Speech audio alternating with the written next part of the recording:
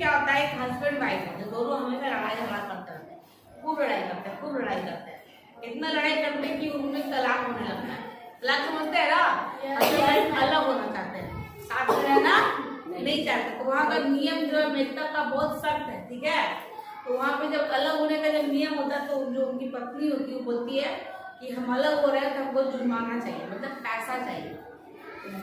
तो ठीक है भाई तुम ले लो, बहुत लड़ाई करती हो, हमको इसे छुटकारा चाहिए बस। हस्बैंड बोल रहा है, तो जब पैसा वो मांगती, इतना ज्यादा वो पैसा जुर्माना मांग लेती है कि उस पति के पास, बेचारे पति के पास पैसा बचता ही नहीं। बहुत बड़ा पैसा वाला था, करोड़पति, लेकिन उसमें कुछ भी नहीं बचता है।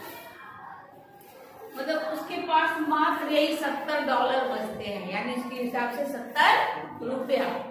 अब वो तो वाइफ जो है वो पैसा सारा लेके चली गई। अब बेचारा सोच रहा है कि $70 में होगा क्या, तो वो सोचता है क्यों ना हम आत्महत्या कर लेते। तो मरने के बारे में सोचने लगता है, कितने कम पैसे में मेरा जीवन कैसे चलेगा, मैं इतना अमीर आदमी हूँ, करोड़पति हूँ, अभी 70 रुपये मेरा होगा क्या। तो वो मरने के बारे में सोचता है।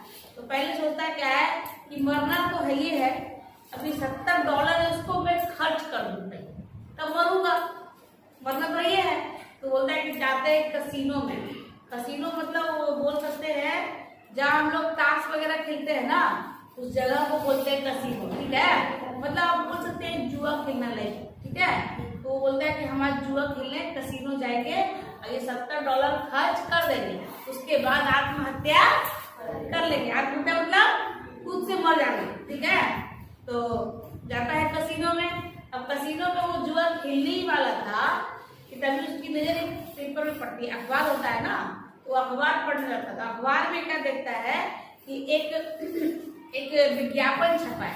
क्या छपा है? विज्ञापन। विज्ञापन में क्या होता है, लिखा होता है कि एक सोने की खदान है। किसकी खदान? सोने की, गोल्ड की, ठीक है। वो खदान को उसकी सरकार, अमेरिका की सरकार बहुत खोद चुकी थी, खोद के थक गई थी, और सोना नहीं निकला था। तो अब लास्ट में सरकार तो नाउम्मीद हो गई थी, इसमें से सोना नहीं निकलेगा, तो अब उस खदान को नीलाम कर देती। नीलाम करना मतलब बेचना, ठीक है। तो वो सोचता है क्यों ना इस खदान को ही खरीद लेते हैं, क्या पता जाकर देखते हैं वहां क्या होगा, अगर नहीं होगा तो उसी गड्ढे में कूद के मर जाएंगे। एक सोचो वो आदमी वो सोच रहा है। अब वो गया खदान के पास, मतलब वो जो कसिनो था ना उसके पास में ही था वो खदान। तो वहां जाता है तो देखता क्या है कि कोई भी आदमी नहीं आया उस खदान को खरीदने के लिए। सब कोई उस अखबार के पेपर को पढ़े थे, लेकिन सोचते हैं कि इतना बड़ा गड्ढा लेके हम करेंगे क्या, जब उसमें सोना नहीं निकला तो और क्या ही निकलेगा। तो एक व्यक्ति भी नहीं पूछा, सिंगल उस आदमी, और खदान उसको 70 रुपया में मिल गया। बड़ा सा गड्ढा है ना, और उसको 70 रुपये में सोने की जो खदान थी उसको मिल गई। अब खदान तो मिल गई, बेच बांट के सब चला गया। अब वो आदमी सोचे कि कूदे कैसे, इतना गड्ढा है कैसे मरे।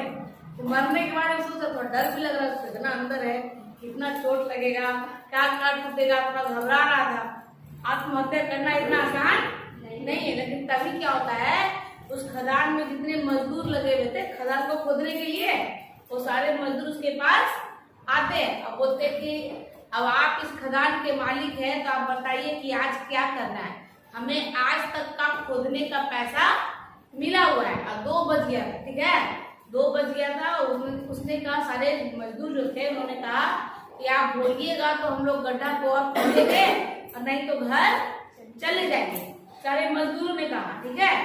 तो उस व्यक्ति ने कहा कि मरने से पहले क्यों ना गड्ढा और खुदवा लेते हैं। तो उस व्यक्ति ने कहा ये काम करो, तुमको तो पैसा मिल ही गया है, उसको पैसा तो देना नहीं था, तुम काम करो, अभी 2 ही बज रहे हैं, 5 बजे तक होता है नियम मजदूरों को काम कर देगा, तुम 5 बजे तक इसको 3 फीट और खोद दो, ठीक है। कितना? 3 फीट खोद दो। अब देखते हैं मेरा किस्मत रहेगा तो क्या पता सोना निकल जाए, यही वो सोच रहा होगा। और नहीं निकलेगा तब उसी गड्ढा में तो कूदने वाले हैं, मरने वाले हैं। तो वो 3 फीट गड्ढा खुदवाने लगता है। 5 बजते बजते उसकी किस्मत पलटी, समझे, किस्मत पलटी। और 3 फीट जब गड्ढा खुदाया तो सही में सोना निकल गया। और वो व्यक्ति रातों रात फिर से करोड़पति अरबपति जो बोलो, सोना का खदान था, सोना का। अब जैसे ही सोना निकलने लगा तो पूरा मालिक खाइए था, फिर से अमीर बन गया। उसने मरने का प्लान कैंसिल कर दिया और वो फिर से अमीर बन गया। कहानी खत्म हो जाती है। कहानी सिखाती क्या है, हम लोग हमेशा निगेटिव सोचते हैं, उल्टा। अच्छा, पॉजिटिव सोचिए। जब भी आप उस व्यक्ति के साथ वो करोड़पति था, उसने जुर्माने में अपनी पत्नी को अपनी सारी संपत्ति दे दी और उसके पास मात्र 70 रुपया बच रहा था, $70, है ना। और उसने सोचा कि अभी $70 से होगा क्या मेरा। वो आदमी था ना, उसका लाइफ भी बहुत बड़ा होगा, तभी ना वो मरने के लिए सोच रहा था। लेकिन वो सोचा कि मरने से पहले कुछ कर लेते हैं, और उसकी यही पॉजिटिविटी ने उसे दोबारा से फिर से मिलीनियर बना दिया। कहानी सिखाती है, जब भी आपके टाइम, आपके पास, आपके मतलब जीवन में बुरा वक्त आए, थोड़ा रुकिए, बका के जल्दी जल्दी में कोई फैसला मत करिए। क्या पता भगवान आपके लिए कुछ और सोच के रखा हो, है ना। अगर वो आदमी तुरंत मर जाता, 70 रुपये तो बहाना हो गया ना, भगवान उसके लिए कुछ सोचा हुआ था।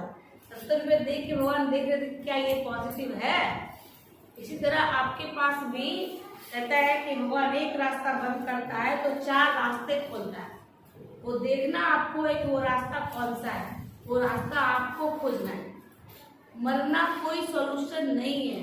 भगवान ने जिंदगी दी है तो लेगा भी वही। जो लोग आत्महत्या करते ऐसे भी करता है, पता नहीं सच कितना है मुझे नहीं पता, लेकिन जो लोग आत्महत्या करके मरते हैं उनको मुक्ति नहीं मिलती, अतः उनकी आत्मा भटकते रहती है।